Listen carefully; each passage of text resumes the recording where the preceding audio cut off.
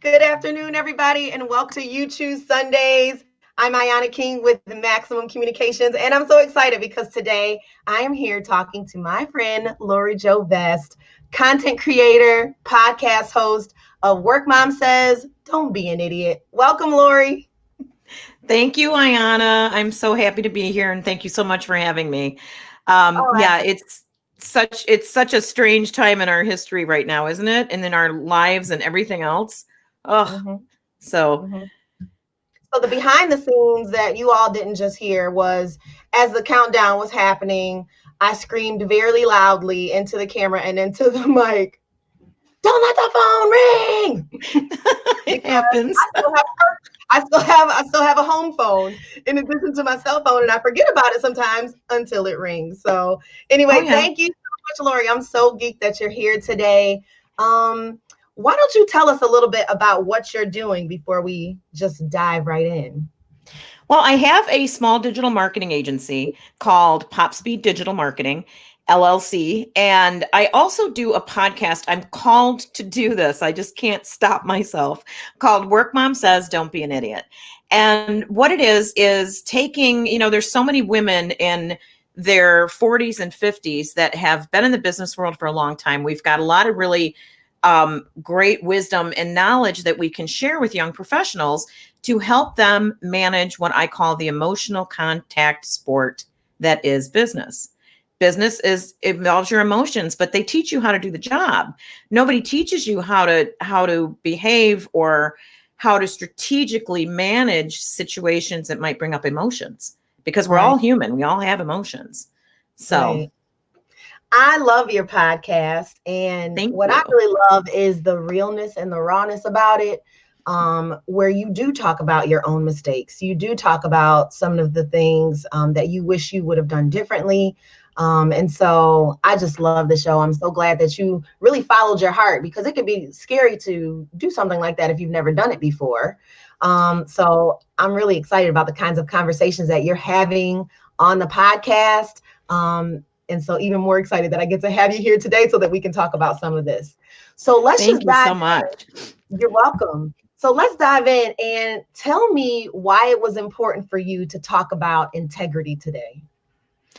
Well, I mentioned earlier, we're in a really strange time in our history and Mhm. history in politics, in business, everywhere.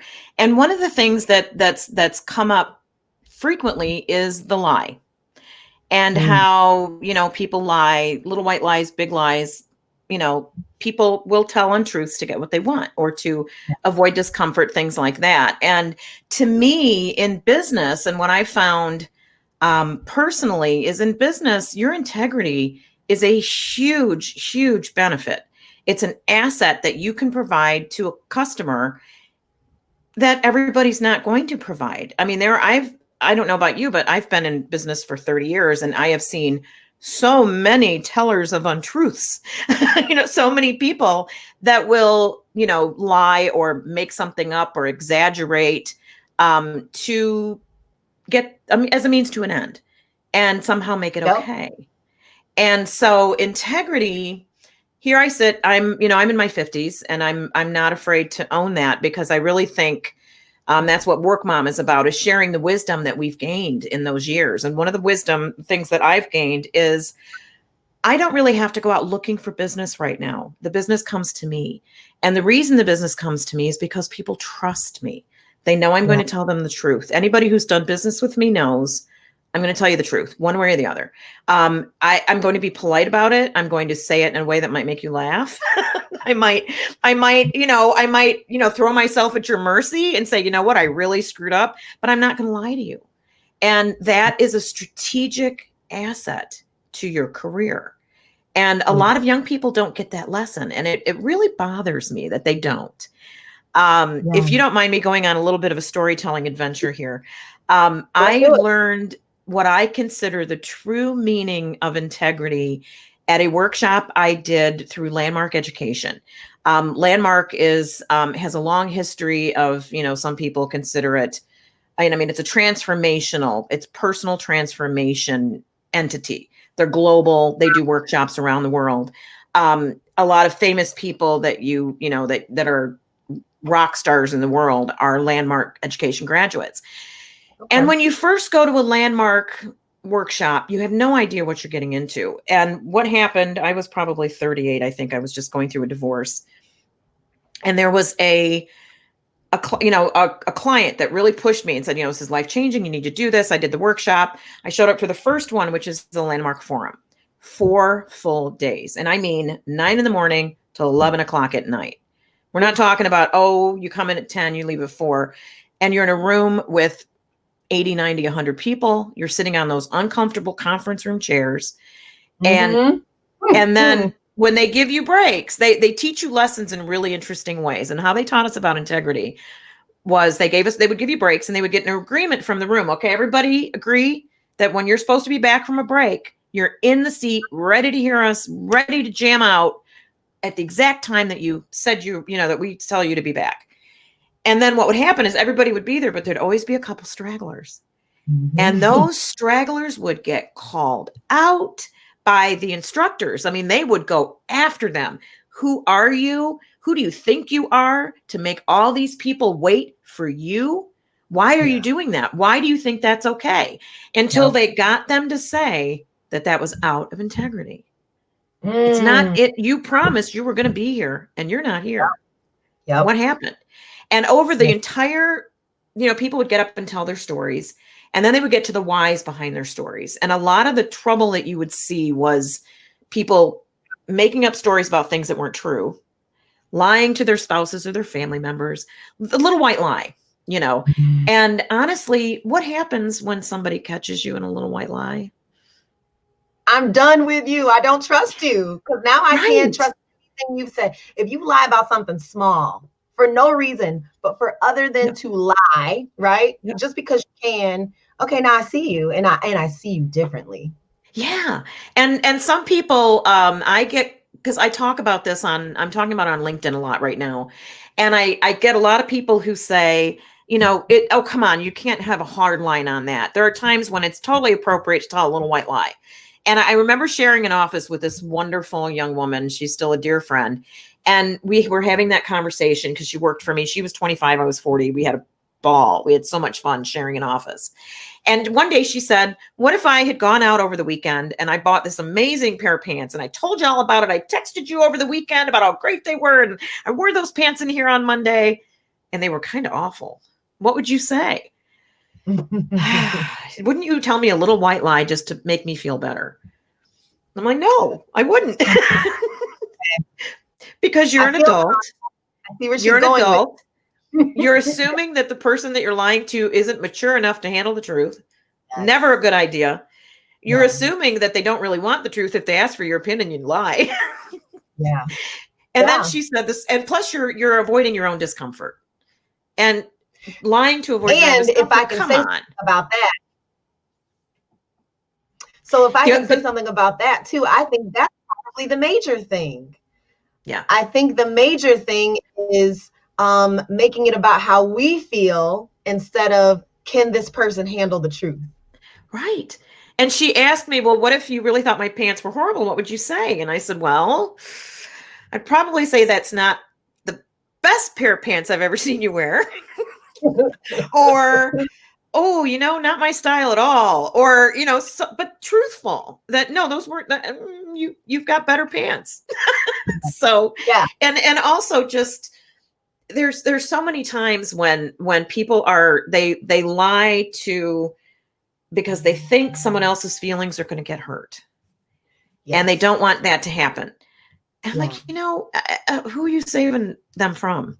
You think they don't get their feelings hurt all day long, every day, just like the rest of us? So it's really something that I love juicy conversation about, because the little white lie in our business culture is okay. And I would posit that it's not. And that we've seen politically, we've seen lies like crazy.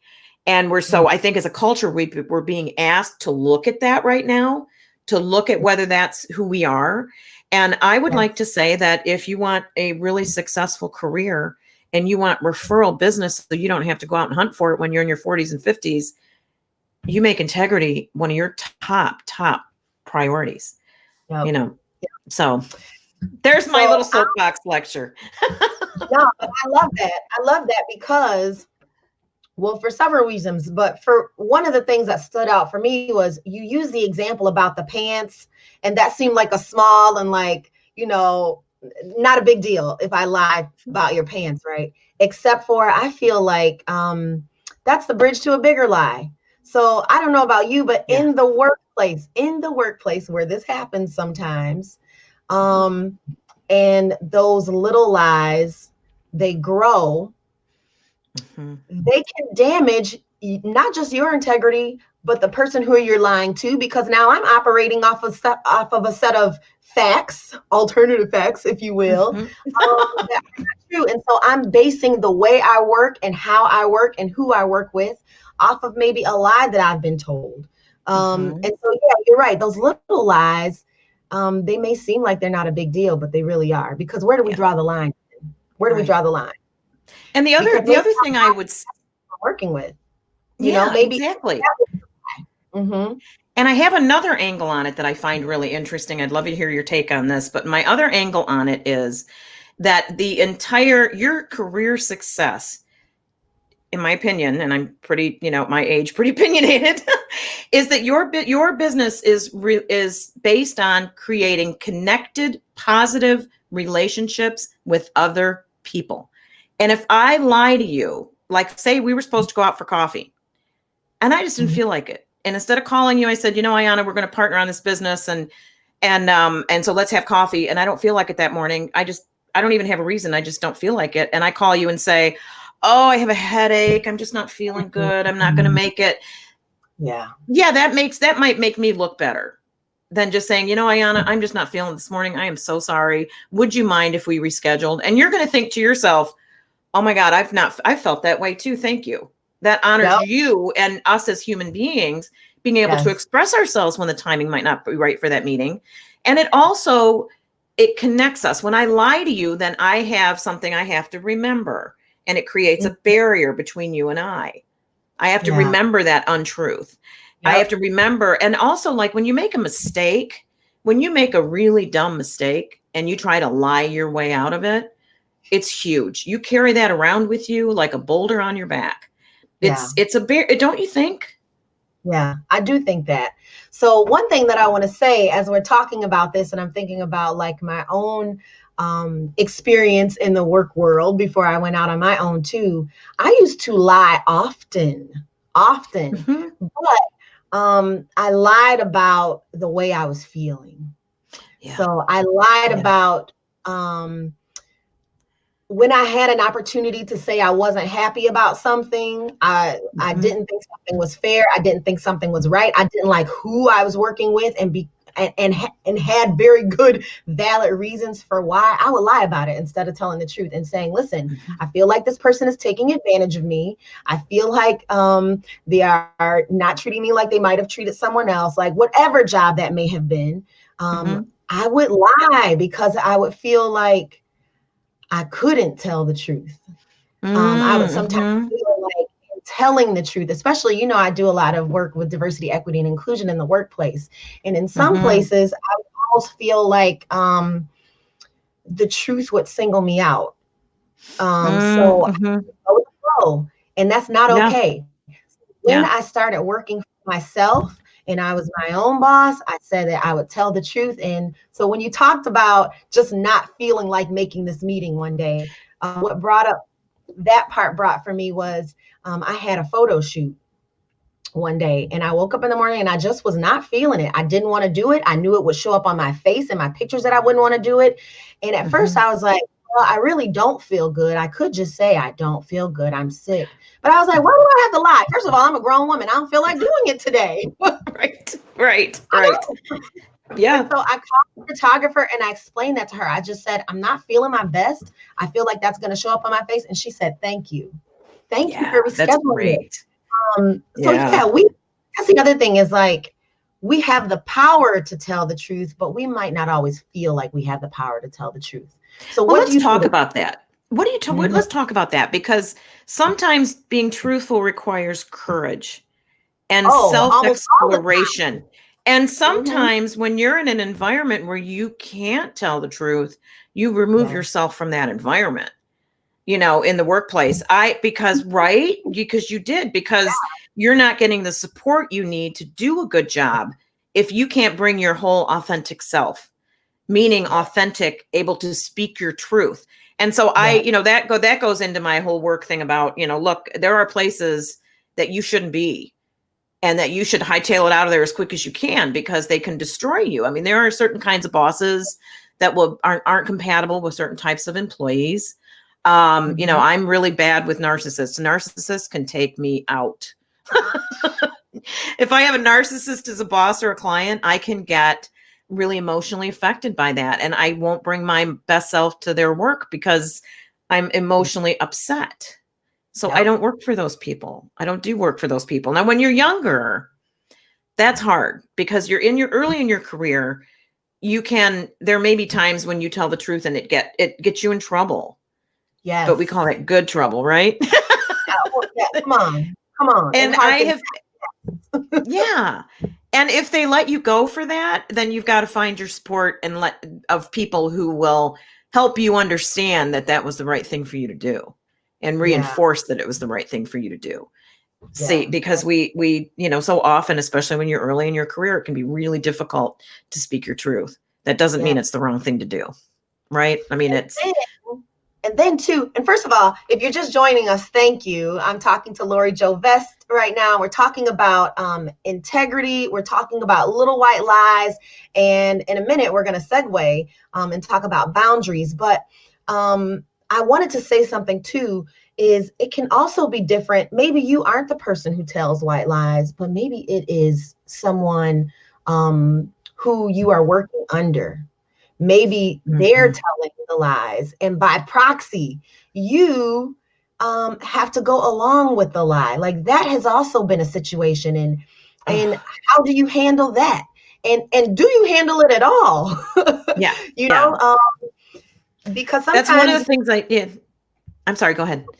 No, I was just going to say, because sometimes what can happen is you find out that there have been lies, plural, right? And you have been a part of this really, and you didn't know it. So what do you do then? Do you come clean? Do you spill the beans? Do you keep going on with it?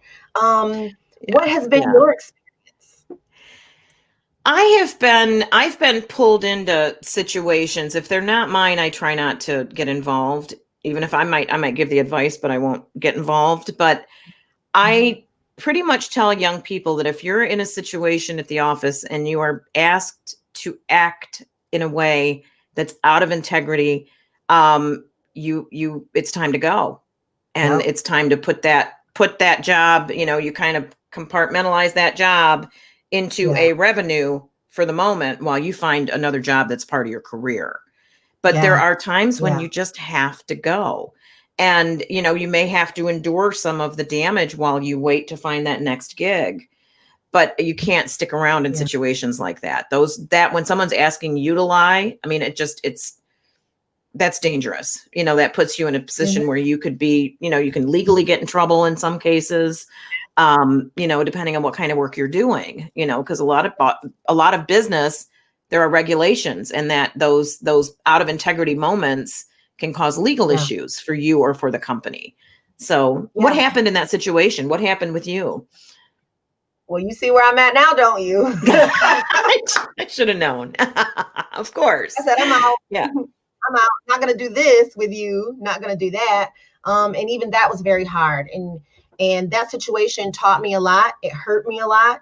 You knew me when I was in that situation, and we talked about some of that. Work can be really painful. Yeah, work can be very painful. That's what I think people don't understand is, we are at work. Most times we are at work more than we're at home. And so for me, those relationships were always very important. I still have friends from jobs that I worked as a teenager because I just get close to people. That's just who I am. And sometimes maybe that's not great, but that's what I do. And so leaving that's your authentic self, and your authentic self should come to work. Yeah. Yes, yes. And so, in that situation particularly, I was very hurt, even though it was me making the decision to leave. I was very hurt by that, for a Mhm. long time. And if I'm being honest with myself, I'm still hurt somewhat today, when I think about that, because, I don't have some of the friendships that I had, and, just things change sometimes. Um, but man, when you talk about integrity and being your authentic self and really having the courage to tell the truth, um that's not something that you can teach people how to do. And I Mhm. really think that a lot of people, when they leave jobs, it has a lot to do with integrity. It's not just that I don't like this job anymore, this job isn't for me anymore. It's like the environment that I am in is not good for me. um Mhm. and if I stay in this position and I don't have the courage to tell the truth, because that was the truth for me. I did not have the courage Mhm. to do what I needed to do. I did Mhm. not. And there are But times when you have to not act and step down and leave for your own safety. So yeah, courage and versus safety, that's something to talk about. absolutely. And if not your physical safety, because I know people will think that, like, oh, maybe that's being a little bit extra. But what about your mental health? Mhm. That's important. Like, that's very important to me. So integrity, I think you're right. We don't talk about it enough. We don't. So I just Mhm. wanted to put a couple of comments here. Deborah Elliott says, lying not only damages your relationships, it chips away your own self-esteem. Yes. Yes. Mhm. Agree. Um, yeah, it's not just about um, that person that you're lying to or lying about in some cases. It's about you. Like, what do I think Mhm. about myself that I have to show up lying to get through the day, or Yeah. lying to get ahead, lying to get ahead, lying to move someone out of my way, lying to look a certain way to certain people, like all of it. It's not good and it's not healthy. Mm-mm. So what do you say about boundaries? How are we Boundaries. how are we creating boundaries so that maybe we aren't compelled to tell these little white lies? And also, how do we put boundaries in place so that when we are part of the lie, just by proxy, what do we do then? Here's what I have to say about boundaries. Boundaries take courage. And boundaries they can um, create a perception about you with other people. For example, there are work situations. I'm in the advertising business, and we know what that's like. It's crazy. There are work situations, especially at small shops, where your boss may say, oh, we just randomly expect everyone to come in this weekend and work on this, big business project we have. So everybody show up. And people go in and they are there all day till 10 o'clock on Friday and all day Saturday and all day Sunday. And they're back in the office on Monday and they're Mhm. not saying no. And because none of them say no, it continues. And I experienced Yeah. a situation similar to that just a couple of years ago, and working in an agency. And one of my coworkers, I wasn't on the team that had to do a lot of that stuff, in the weekends and all that. That wasn't my job, and I was so happy because I think it's kind of abusive. It is, right? It's Because abusive, it's and exclusive. It and is. Mhm. and so I asked her, because she normally would have been one of those people that was in that all weekend thing. And I was like, how'd you get out of that? And she said, well, the first time they asked me to do it, I sent an email to the boss and said, I have small children at home and I have worked in this business for several years. And I've always been able to find a position where I didn't have to do that, because I will give you 100% of everything I've got the time that I'm there. But I need Yep. my family time. I've got small children. And they Mhm. didn't ask her to do it anymore. Everybody Yeah. else still did it because they didn't set the boundaries. Yep. And the boundaries, I mean, you are responsible for your own boundaries. And I Mhm. have um, I've gotten called too sensitive. I've gotten called, oh, you just take things too personally. When I've Mhm. gone and set boundaries, when I've gone to people and said, I'm not tolerating this. You're CCing everybody else on an email instead of just coming to me and asking me to fix it. Why are you doing Yeah. that? Oh, Yeah. you're just too sensitive. Oh, come on. I just include everybody on everything I send. No. Only if it's a mistake that I made, do you send Yep. it to everyone. If it's a Because mistake that you made, aggressive. you don't send it to everybody. You just send it to me. So that tells me you got different rules for your own self, but the boundaries, meaning that you call people out on those kinds of behaviors and say, please don't do that again, in a real kind way. And, you establish that early on with a new employer, and along the way you get to change your mind.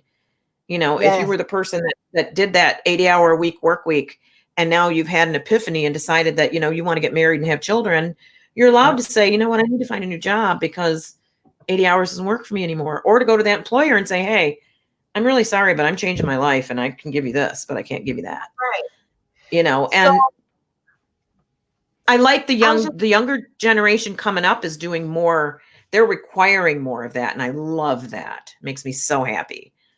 On the front end, right? They're saying it as they're getting hired. Like, this is what I am willing to do, and this is what I am not willing to do. Right. And yeah, so I think that for many of us, if we're being honest with ourselves, the reason that we had the kind of work experiences that we had, those ones that negatively impacted us, is because we would not speak up. We just didn't. Maybe you didn't know how. Yes, yeah. Confidence. And especially if you were, I'm just going to say, like, people who are marginalized people working in majority culture workplaces. Yeah, we're not speaking up all the time because I don't want to seem like the angry Black woman, right? Yep. I don't want to seem like I'm making trouble when there really is none. If you ask me to come in and stay late, maybe I'm going to do it, even if I don't want to, because I don't want to seem like a team player. And I know that can happen for many people, right? But I'm just saying that I feel like when you are a marginalized person working in majority culture workplaces, that pressure is even greater to tell the truth, set boundaries, and stick with them. I think it can be very difficult. And so what do we do about that? Like, how do we change that? I think that has to be workplace culture, though. Like, we have to have a work culture that says, I want to know the truth. I want to know your truth. If something does not feel right to you, let's talk about it. Right. And I'll really, one of the things I do with Work Mom Says too is with Work Mom Says, when I'm talking about don't be an idiot, I'm not always talking about the employee. A lot of times I'm talking about the boss. I mean, the bosses have got to get it together, that you as the company leader need to be the one that's paying attention to make sure that everybody can bring their authentic selves to the office, no matter who they are, no matter what, and that there's nobody that's marginalized at your company. They might be marginalized in our culture, but not at your company. And that's up to you as the leader of that company to make that not happen. And because otherwise, you're right. You can't set a boundary if it means you're going to lose your job. That's right. You can try, you can kind of push a little bit, you can experiment with it, but it takes a hell of a lot of confidence, hell of a lot of courage, and it won't always work out right for you. So while we can keep pushing the boundaries and trying and helping and trying to set those boundaries, we also need to get in touch with those leadership teams and do the kind of work you're doing, which is that, inclusion, and not just, diversity, but inclusivity, and, not everybody's got a seat at the table. So that's right. And not only do you have a seat at the table, but you have a seat at the table, you have a plate, you have a fork, you have a knife and a spoon, you got a napkin, your plate is piled high with all of the good stuff. Because all the goodness. That's inclusion. That's what it is. So I think we're just now having these kinds of conversations about leadership, because that's what we're talking about. If we go all the way back to integrity, that has to be foundational. And a lot of times it starts at the top, right? Oh, yeah. So I think all of these kinds of conversations are really good. I'm just going to read through really quickly. If you're just joining us, again, Ayana King with Maximum Communications, and I'm talking to my friend Lori Jo Vest, content creator and podcast host of Work Mom Says, Don't Be an Idiot. Lori, while I'm looking through these comments, why don't you tell everyone where they can find Work Mom Says at? I have a website at workmomsays.com, and I'm also on Twitter as WorkMomSays, and I'm an open networker on LinkedIn as Lori Jo Vest. Please connect with me. Would love to hear from people. And then I'm also Work Mom Says, the podcast is on, all the standard Stitcher and Spotify, iTunes, all those other platforms too. So that's where I'm listening at. I'm listening on Spotify. So I love good Spotify. for you. Thank you. So I'm going to put up some of these comments really quickly. Jack Cumming, thank you for being here today. I am a fan of Jack, and he's in the senior living space as well. And he knows that's what I love as well. So we have some really good conversations, and he's got a pretty long one here, but I think it's good. He says, businesses that put enterprise, aggrandizement before value and transparency are eventually superseded by more open, honest, performing businesses. Tell the truth. Yes.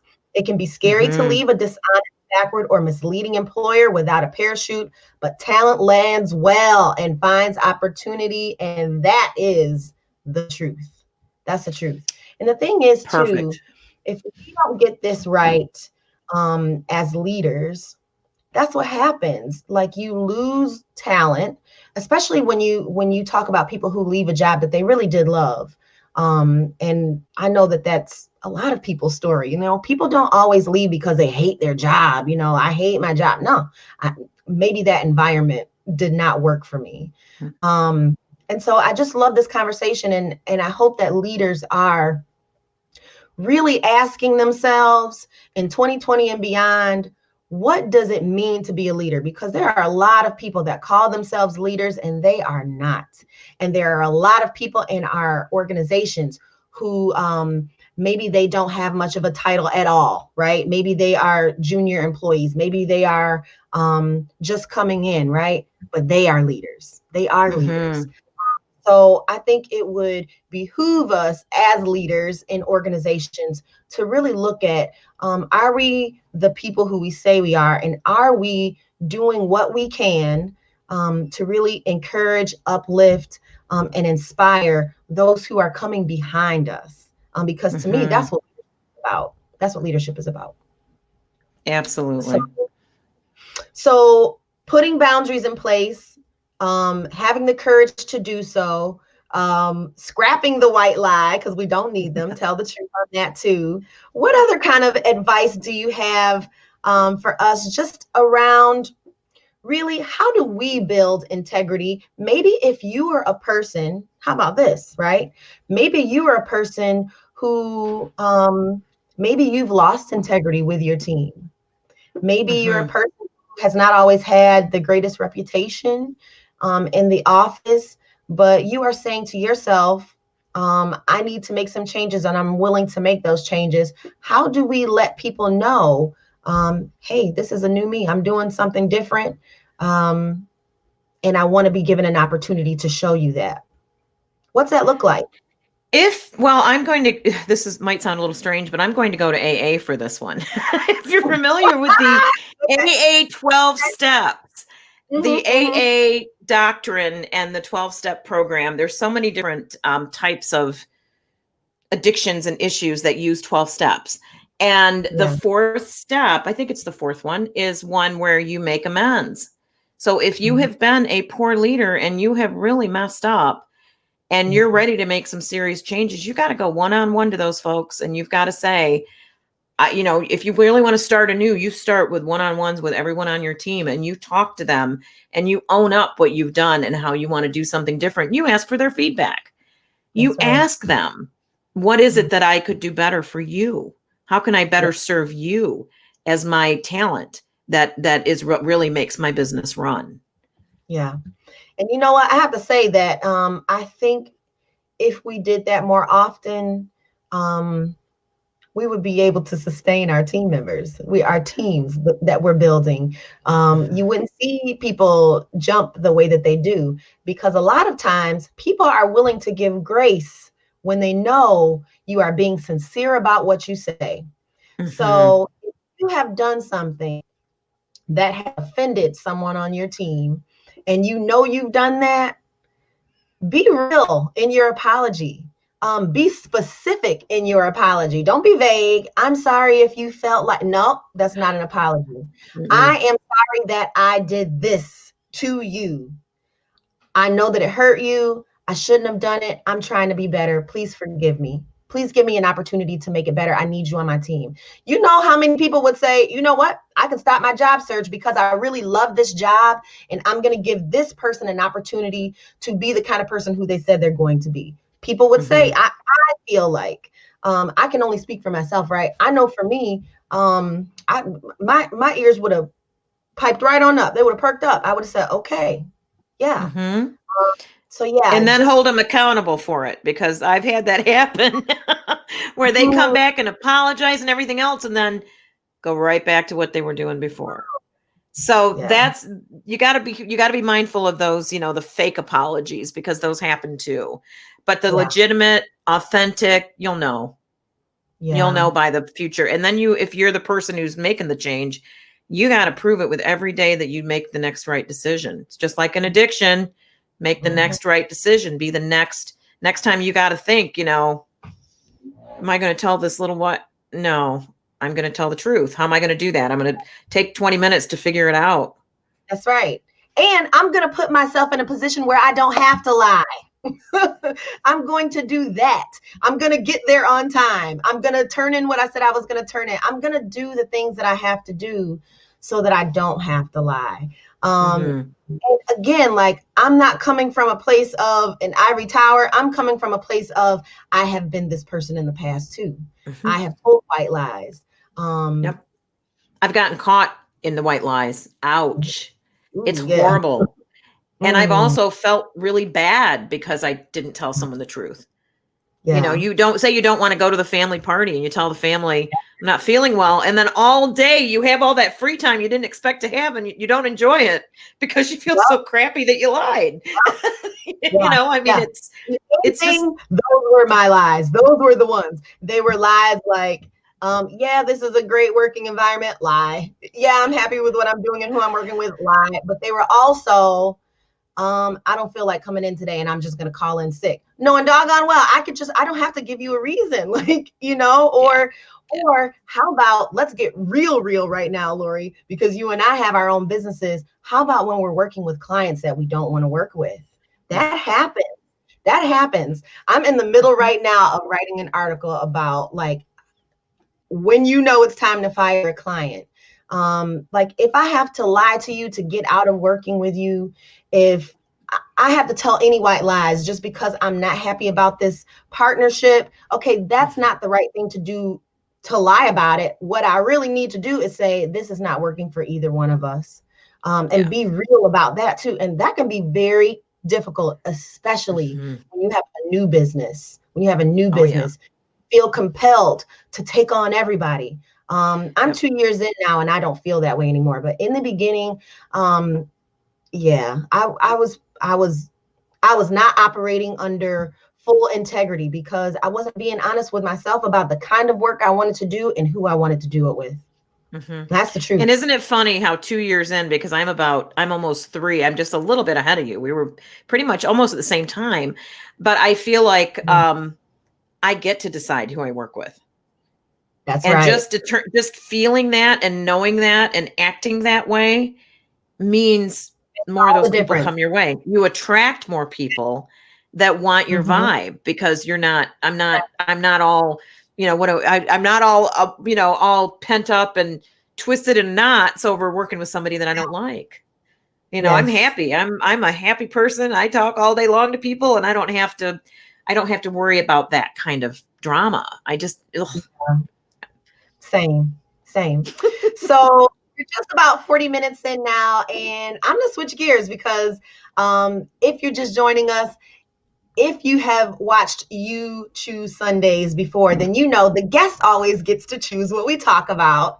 But, I come in at the end and I talk about what I want to talk about too, right? I can't help myself. So with this being October and Breast Cancer Awareness Month, I know that you are a survivor. You are a warrior woman. So I want to know two things. First of all, before we talk about that, I want to know what's giving you joy right now, because it's a really crazy time, and maybe nothing is giving you joy, but I hope that's not the truth. What's giving you joy right now? And then second, I want to get right into talking about what that experience has been like for you being a breast cancer survivor, especially right now. And what kind of message do you have to women during this Got it. October Breast Cancer Awareness Month?